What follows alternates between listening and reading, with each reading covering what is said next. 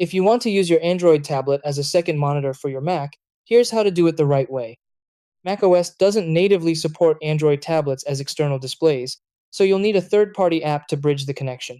Two of the most reliable options are Duet Display and Splashtop Wired X Display. These apps allow your tablet to function as an extended monitor. First, install the desktop version of the app on your Mac from the official website. After installing, launch it so it runs in the background. Next, open the Google Play Store on your Android tablet and install the same app. Once both devices have the app installed, you can connect them. Most apps offer two connection methods. USB cable, recommended for the smoothest, lowest latency experience. Wi-Fi mode, more flexible, but may lag on weaker networks. Connect your tablet to your Mac via USB, or ensure both devices are on the same Wi-Fi network. Open the app on both devices.